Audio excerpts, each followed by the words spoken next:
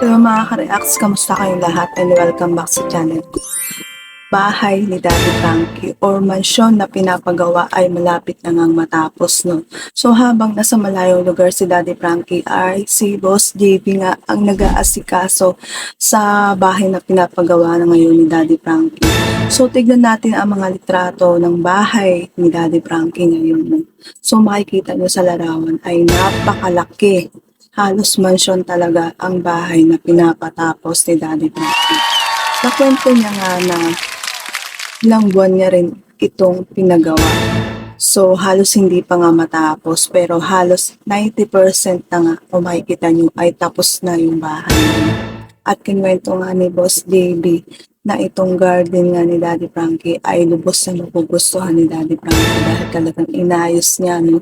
So, napakalusog ng mga halaman kung makikita natin. Itong mansyon na pinagawa ni Daddy Frankie ay talaga namang pinaghirapan niya at deserve niyang makuha.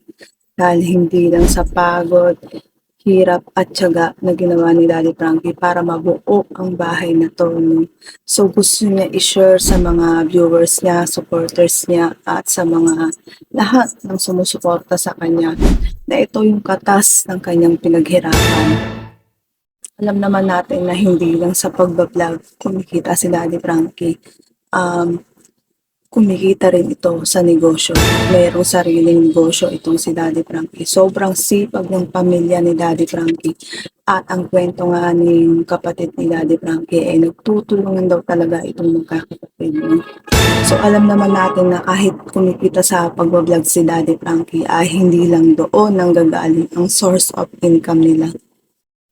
Dahil ang kinikita ni Daddy Frankie sa pagbablog, halos i-donate niya or ibigay niya sa mga taong nangangailangan.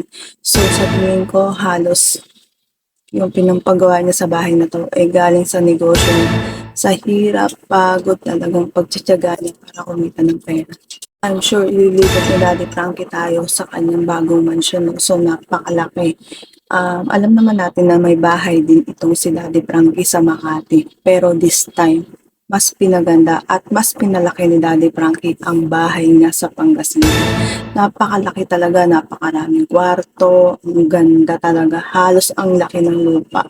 Tapos yung garden niya talagang napakaganda ng pagkakagawa ng bahay ni Daddy Frankie. Hindi lang basta-basta yung pinagawa, guys. Lahat yan ay pinaghirapan ni Daddy Frankie.